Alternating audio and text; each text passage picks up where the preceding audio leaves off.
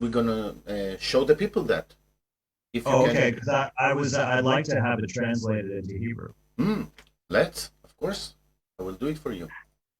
Oh, that would be fantastic. I have it in already in German, Portuguese, Spanish, and Italian, and someone's working on Japanese. So for what you have friends, if not for those things. Yes, absolutely. It's all volunteers doing this. Yeah, So, I'm here with you, no problem.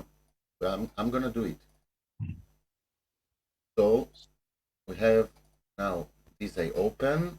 I'm gonna put full screen. Yeah. Well, we are online. I believe that we are live. Let me check. Yes. okay, because Oh, I like to have. that's great. אוקיי, I'm going to say a few words in Hebrew. שלום לכולם, ערב טוב, או אחר צהריים טובים.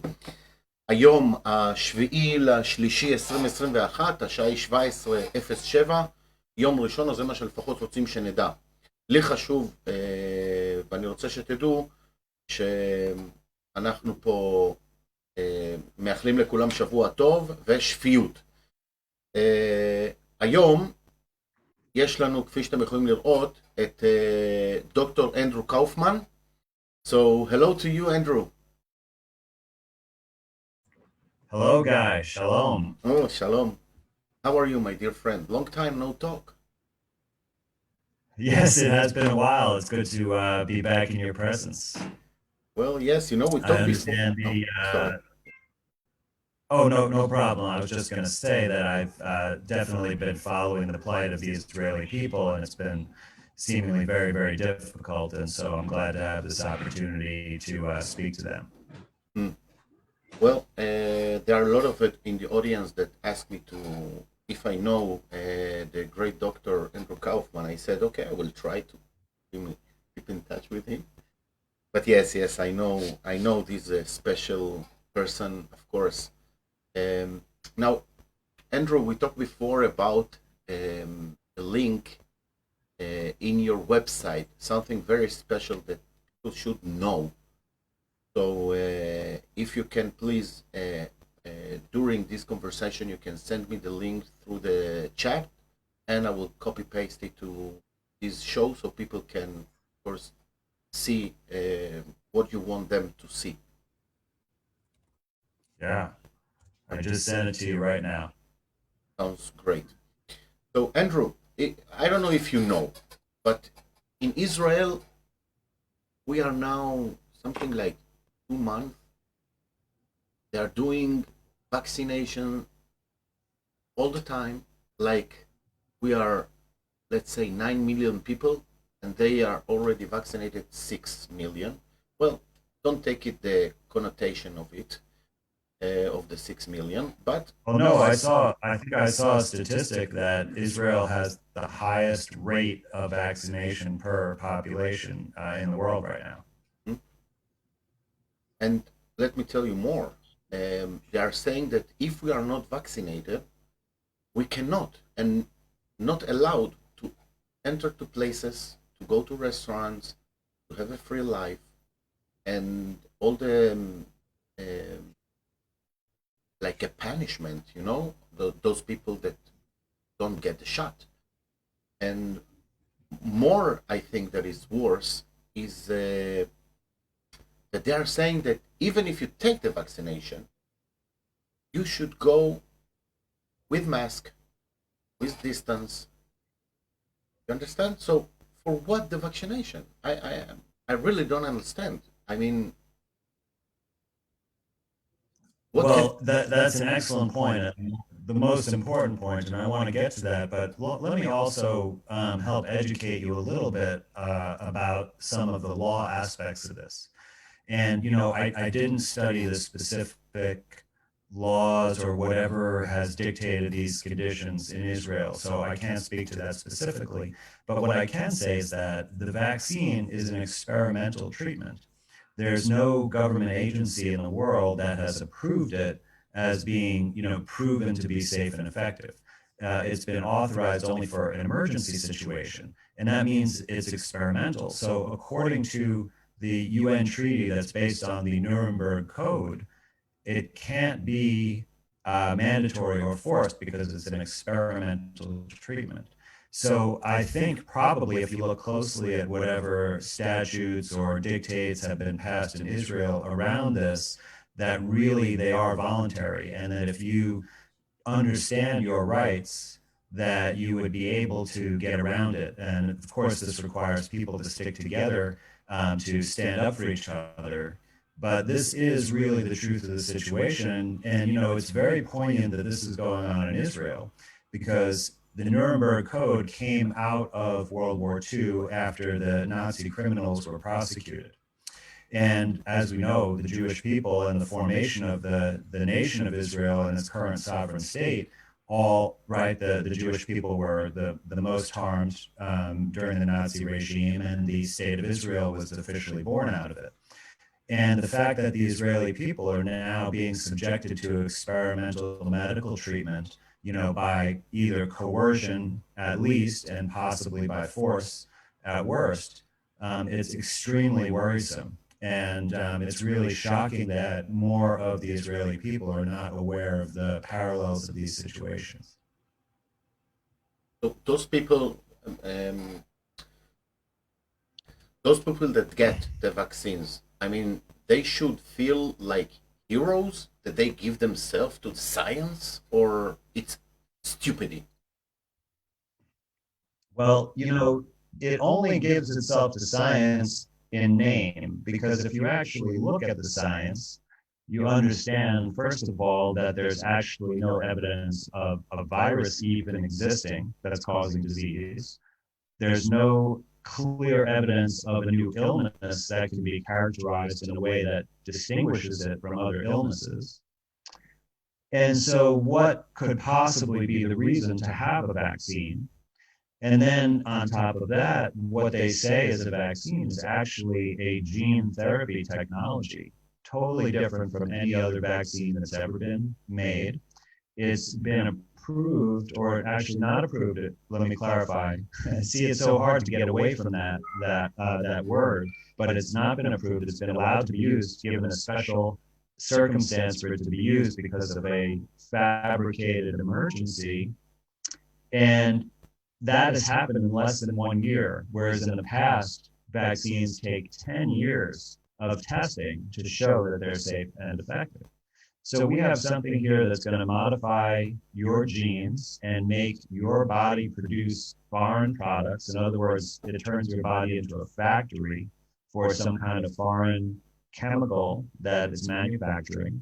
They say that it's to develop immunity, but if there's no virus to be immune from, then there's another purpose. And of course, we see a lot of deaths and other serious adverse events happening. And of course, all of the reporting is voluntary. So we're only seeing a very, very tiny representation of what's really going on with this. And I can give you some of the numbers if you want to talk more detail.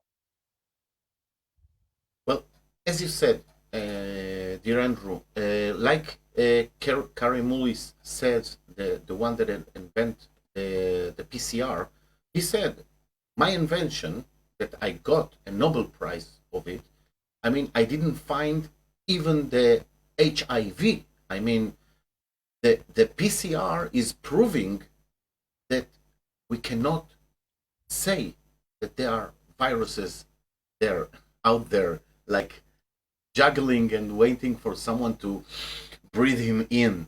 I mean, you're very right. So why You the know, Guy, well, bringing up Carrie Mullis, I think, you know, is super important. And I want to just present a slightly different angle of Carrie Mullis. So, for anyone who doesn't know, Carrie Mullis is the scientist who invented the PCR technology, polymerase chain reaction technology, as a powerful manufacturing tool for DNA. And he won the Nobel Prize for that. And after he won the Nobel Prize, he saw that people were trying to use PCR for in HIV research and possibly in clinical use. And so he started to get interested. And, you know, this was a way he could have made fortunes.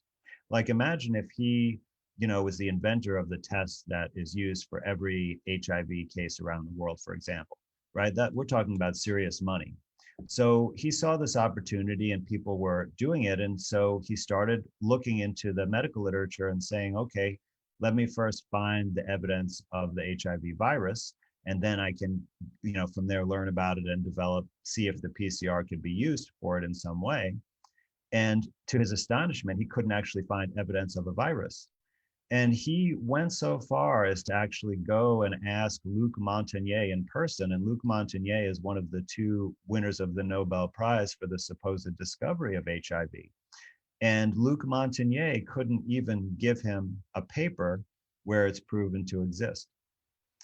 So this is the recipe that they've basically carried forward to the current situation where there is no actual virus and you can basically manipulate the PCR procedure to really show anything. And what it's really showing is either absolutely nothing, a pure false positive, or it's showing RNA patterns that are from our own cellular metabolism. In other words, the breakdown products of our regulatory non-coding RNAs that basically probably give you a profile when someone is ill, that you have a certain profile and some sequences are more likely to be found because it's your body's natural healing processes is what it's representing. And that's all you're showing in the PCR tests, either a positive for dirt or schmutz or artifact, or our own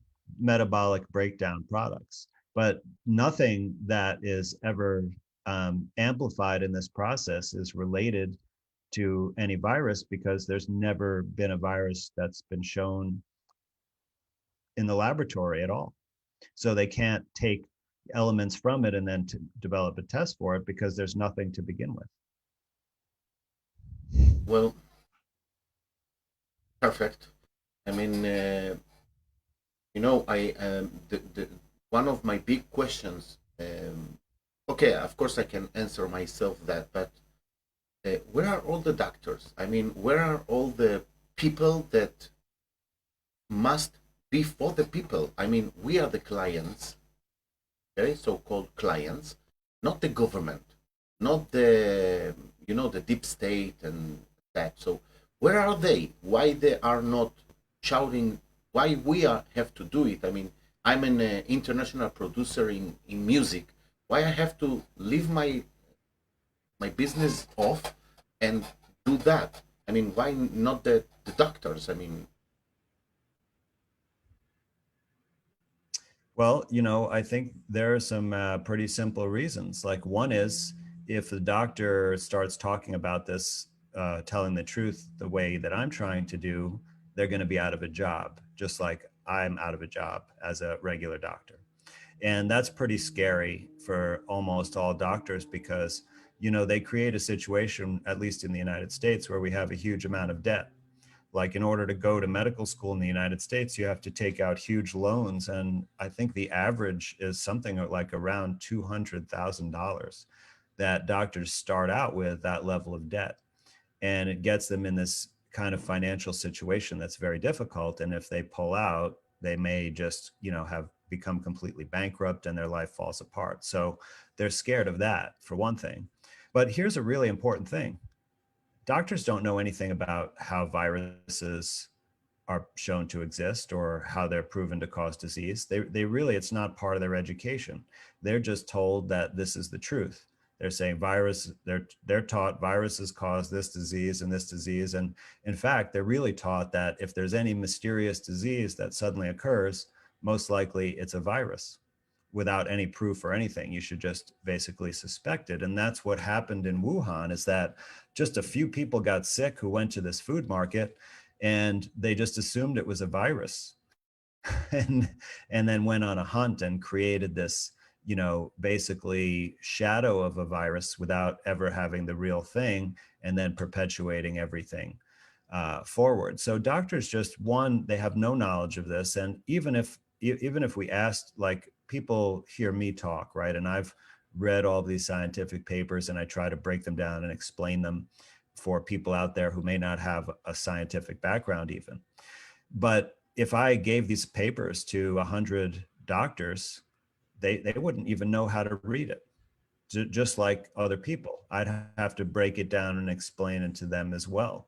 But if they actually did that, I guarantee that almost none of them would think there was a virus. They would all realize that the experiments that were done don't prove anything. And they never showed, a virus by itself anywhere, because they never actually found one.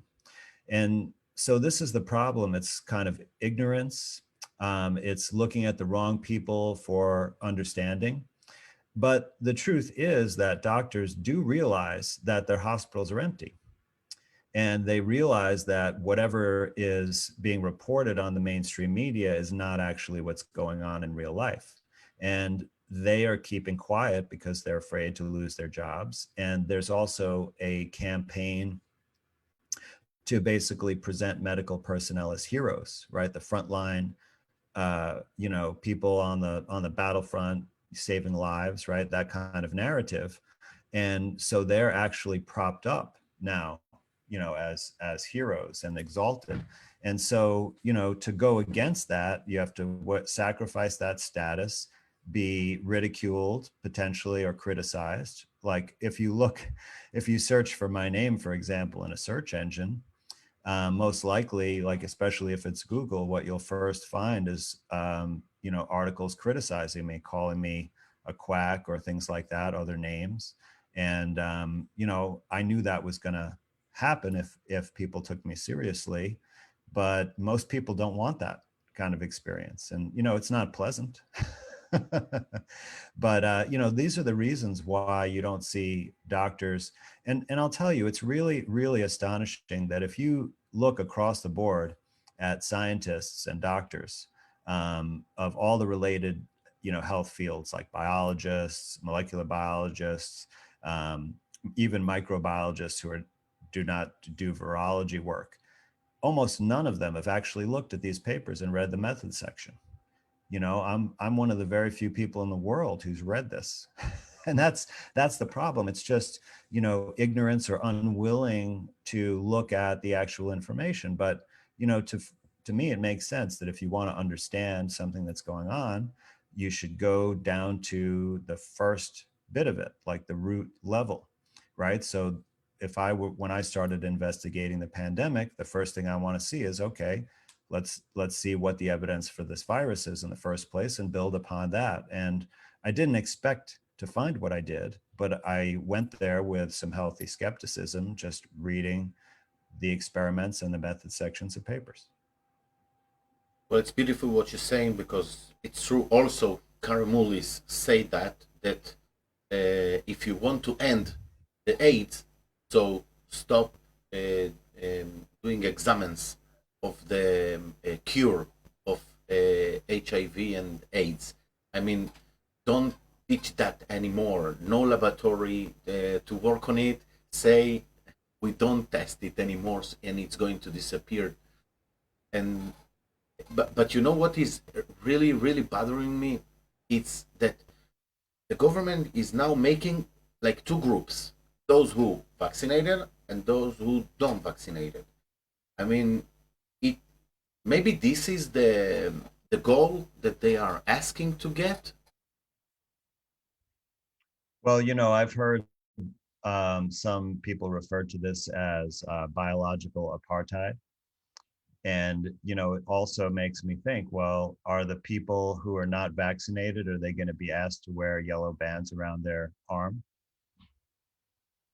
Are they going to be identified, right? Like the Jews and others were identified in Nazi Germany. And, that's where this is heading. And there are lots of, by the way, it's not just, a theoretical opinion that I have about this. There are lots of sources where these plans are written up by various organizations that are involved in the global power structure, including the United Nations. Right. We've seen, if you look on the World Economic Forum, they have a video showing what their vision of the future of the Great Reset is like. And you can see that essentially it's a totalitarian slave state. Well, I showed this video to the Israeli people, And let me tell you that you are not alone. I hear about a lot of doctors that going out there and speak the truth. We have here in Israel Dr. Aryeh Avni. He also he they take his license, and now he's running for the government. So you're not alone there. And believe me, uh, doctors like you are gonna have the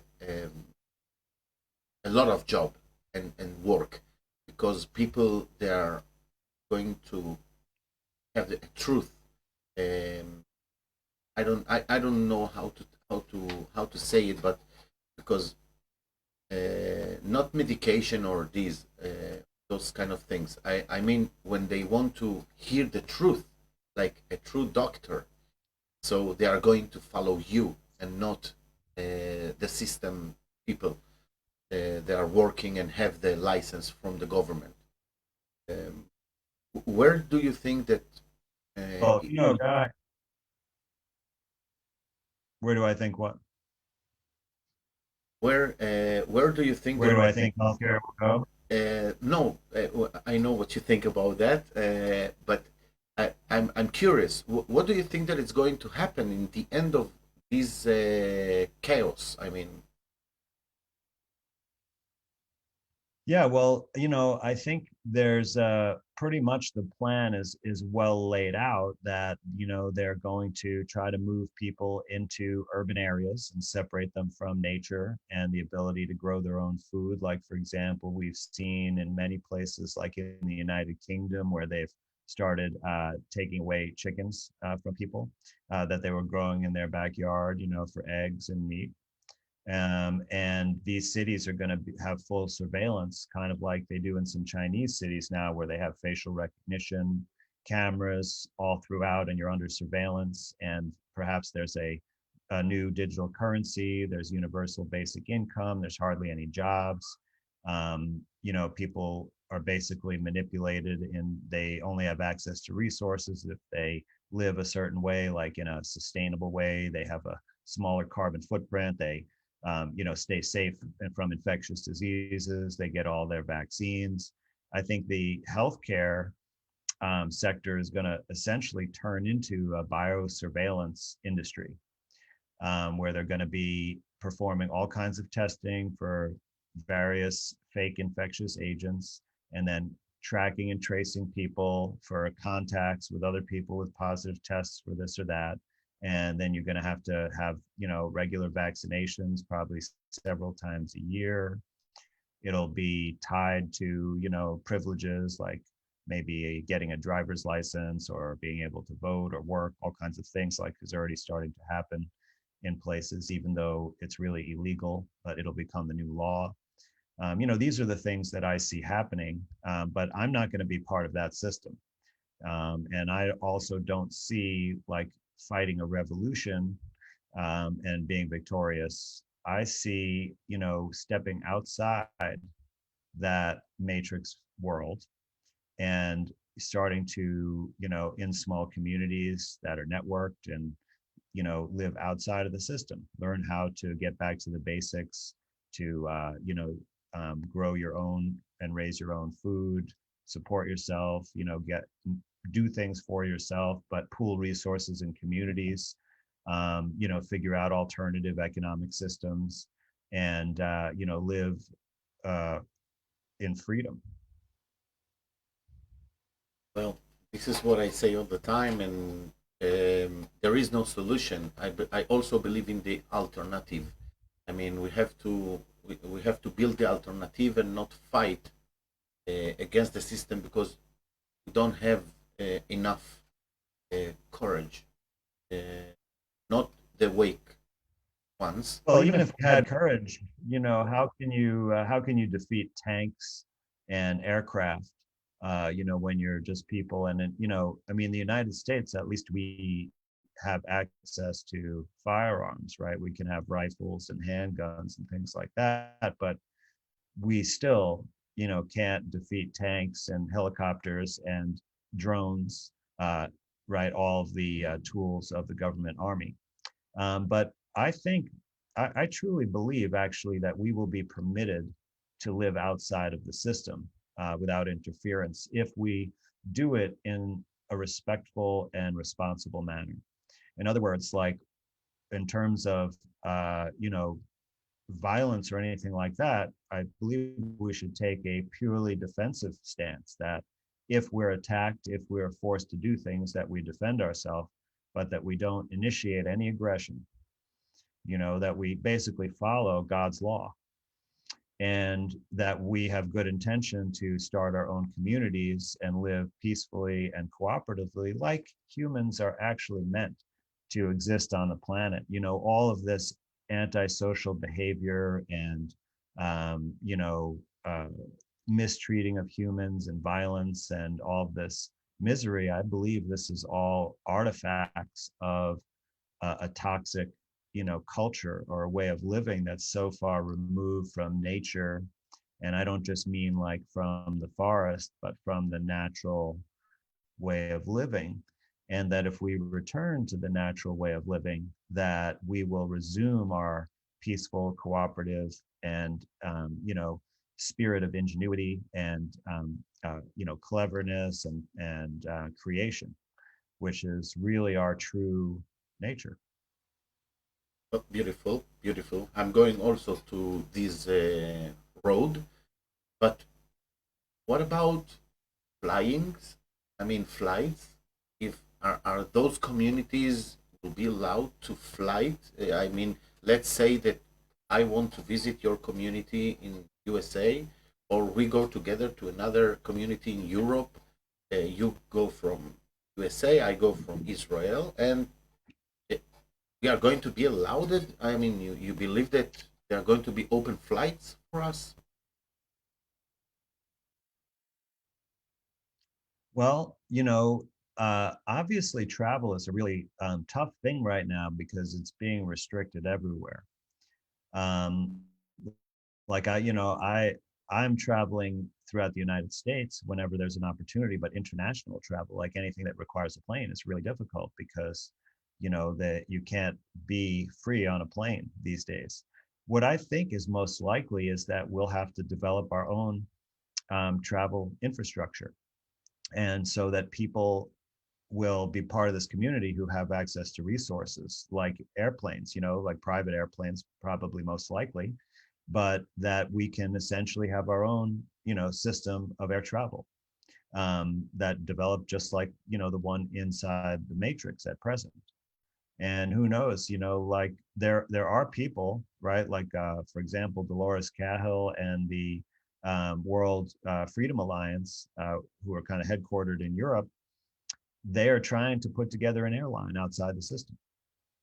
You know, they're trying to work with the sanctioned airports and things like that, but you know, there's definitely a way to do this. It's just you need enough people and resources. But you know, I know people who are pilots who are part of this freedom movement already, and you know, there's opportunities. So we, if we all support each other and grow, we're going to be able to develop the same things, you know, because having airplane travel, right, it requires enough people to pool resources together and then decide, you know, that that is a good thing or a necessary thing. And so I see right now already happening in the United States that people are forming groups, planning to do things like this and networking with each other, often on a national level, but definitely on a regional level. Like, for example, I'm in central New York, and New York is quite a big state, even though it's, you know, not its own country. It's bigger than many countries in the world. And you know, from the southern end of New York City all the way up to the Canadian border is like about an 8-hour drive. So we're talking about a lot of miles.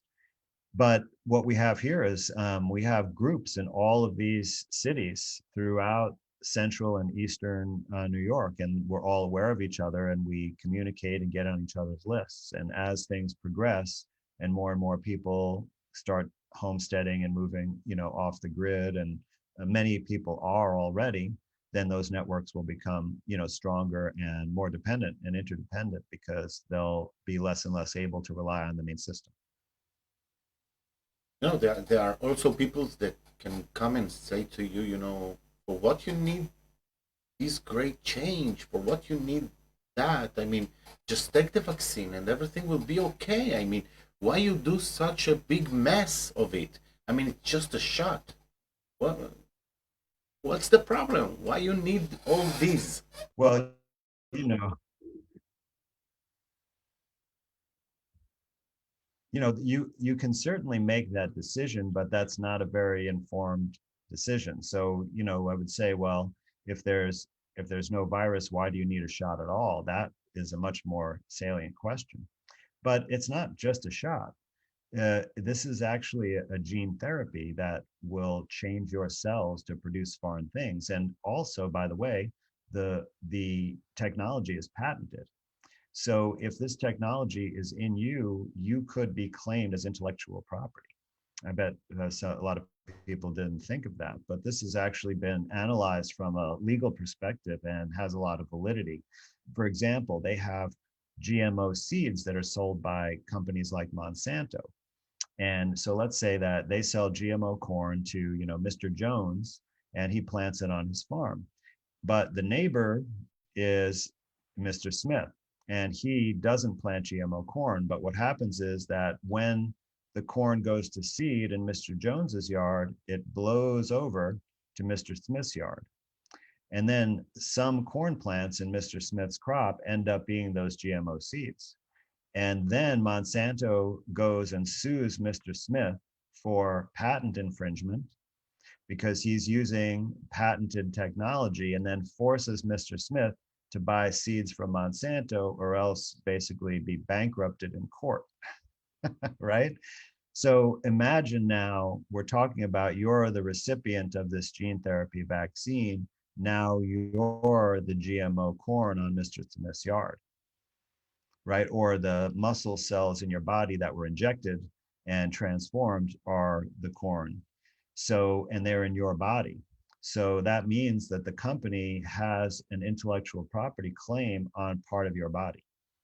And this can be, definitely misused, of course. But that's just the tip of the iceberg if you want to look into what's really going on with this new technology.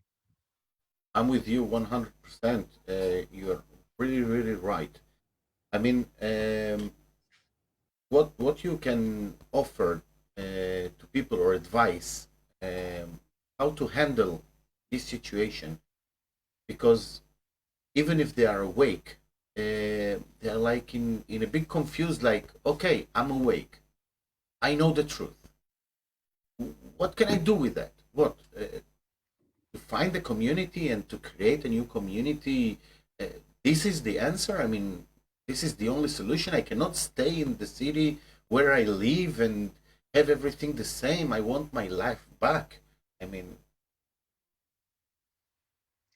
Well, I think we all need to come to the realization that we're not going to get our old lives back.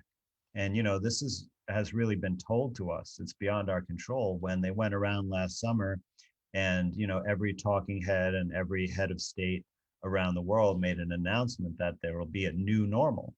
That's what they meant. They meant we're not going back to the life that we were used to. So I think you have to plan your future.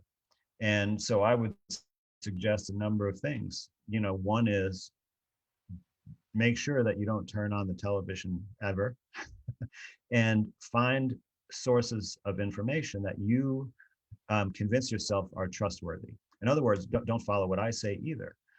Go to the source information and make your own opinion, but don't ignore things. Look at the important information. Look at those what they call isolation studies. And that's what the statement is about on my website that Guy mentioned earlier. So maybe I'll get to that.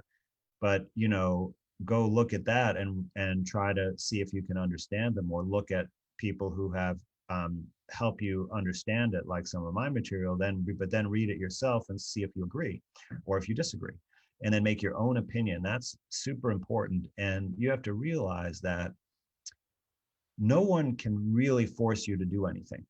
They can put you in a difficult situation. They can coerce you.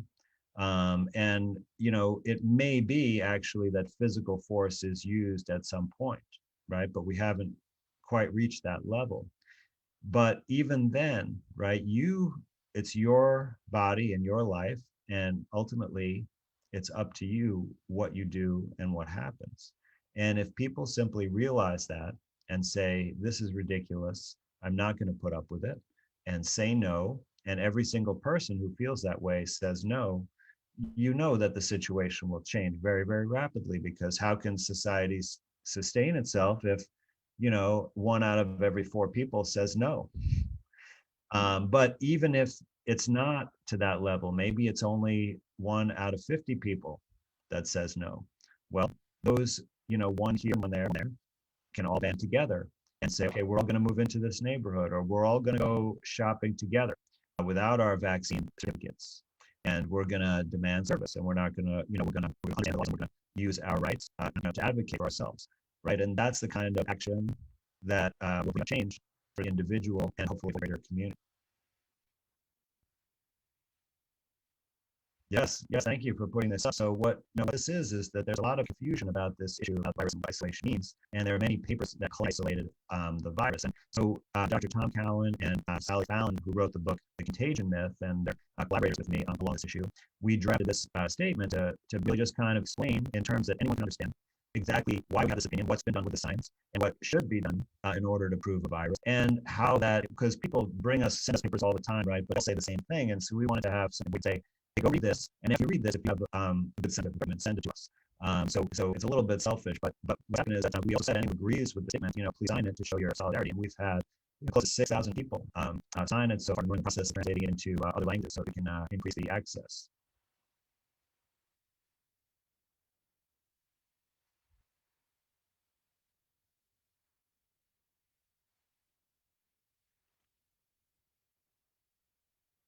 Yes, that's true, and that would be great because you can see we have it in German here, and then we're about to upload Portuguese and Japanese, Italian, and Spanish. So we definitely need Hebrew.